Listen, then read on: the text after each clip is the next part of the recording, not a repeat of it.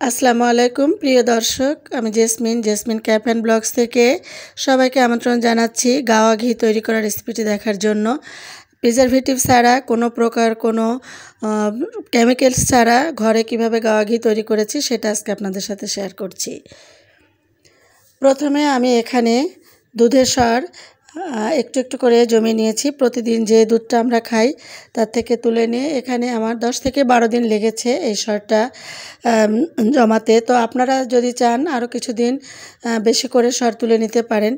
আমি এখন অল্প করে ঘিটা তৈরি করে আপনাদেরকে দেখাবো, এই জন্য বের করে নিয়েছি। আমি সরটা তুলে কিন্তু ডিপ ফ্রিজে রেখে দিতাম, আর এখন ঘন্টা দুয়েক আগে আমি বের করে রেখেছি। এখন আমি এই সরটাকে একদম কোনো কিছু পানি দেওয়া যাবে না, কোনো কিছু না, শুধু এইভাবে চটকে নিচ্ছি। আর এই চটকানোটা কিন্তু খুব ভালো করে করতে হবে, হাতের সাথে করতে হবে। আপনারা যদি মনে করেন হাতে কষ্ট হবে তাহলে কিন্তু ব্লেন্ডারেও ব্লেন্ড করে নিতে পারেন। আমি অল্প কিছু ঘি তৈরি করব, এই জন্য হাতে করে নিচ্ছি। আর আমার ঘির সরটা যে ননিটা তুলছি আমি, যেটা দিয়ে মাখনটা উঠাচ্ছি কিভাবে, সেটা কিন্তু দেখতেই পাচ্ছেন যে আমি কিভাবে মাখাচ্ছি। একই প্রসেসে এইভাবে মাখাতে হবে হাত দিয়ে। তো থাকুন আমার সাথে, আমি আশা করব ভালো লাগবে ভিডিও ভালো লাগলে লাইক কমেন্ট শেয়ার করবেন, আমার পাশে থাকবেন। আমি এখানে ফ্রিজে ঠান্ডা পানি দিয়ে দিলাম, আমার মাখা হয়ে গিয়েছে। আর এই যে অনেকটাই ননি উঠেছে, এই যে দেখতেই পাচ্ছেন। এখন এটাকে আমি তুলে নিব আলাদা পাত্রে।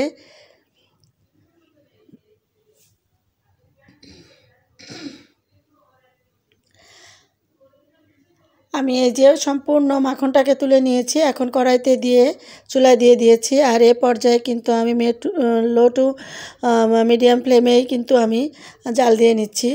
আর খুব হাই ফ্লেমে জাল দেওয়া যাবে না, পুড়ে যাবে তাতে। আর এটাকে কিন্তু খুব ঘন ঘন নাড়তে হবে, শুধু নাড়ার উপরেই থাকতে হবে, তা না হলে কিন্তু পুড়ে যাবে। আর এই যে এইভাবে নাড়তে হবে।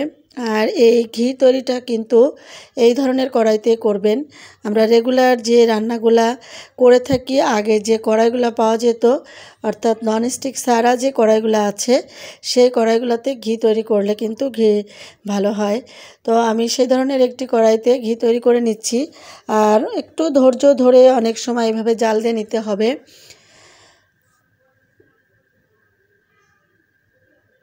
প্রিয় দর্শক, আপনি যদি আমার চ্যানেলে নতুন হয়ে থাকেন, আমার চ্যানেলটি সাবস্ক্রাইব করে আমার পাশে থাকবেন।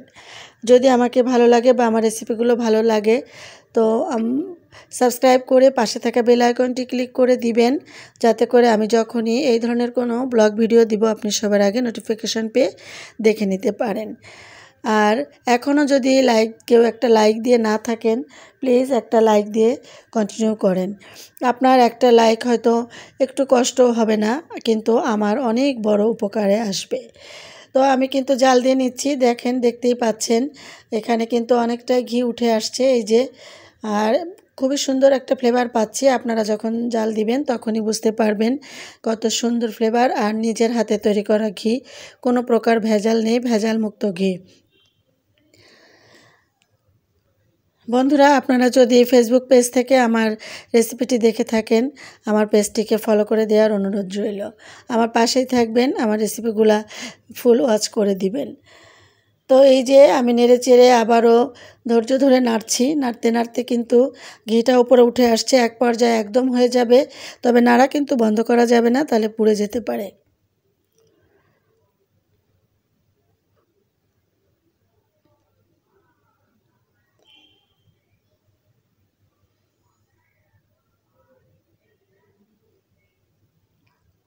তো দেখতে পাচ্ছেন একদম ঘি উপরে উঠে আসছে, আর কত সুন্দর নিচে যে আবরণটা পড়ে যাচ্ছে। আর এই নিচের আবরণটাও কিন্তু খাওয়া যাবে, এটাও অনেক টেস্ট। এটা কিন্তু ফেলে দিবেন না কেউ, ছাঁকনি দিয়ে ছেঁকে এটাও রেখে দিবেন। এই যে একটু লাল হবে যখন, তখন আমি নামিয়ে নিব। থাকেন আমার সাথে, আশা করব ভালো লাগছে। ভালো লাগলে শেষ পর্যন্ত আমার সাথে থাকবেন এবং প্রসেসটা দেখে নেবেন। তো এই যে দেখেন নিচের যে অংশটা, নিচের যে মানে এটা ছিল আমার, সেটা কিন্তু এরকম লাল হয়ে গিয়েছে।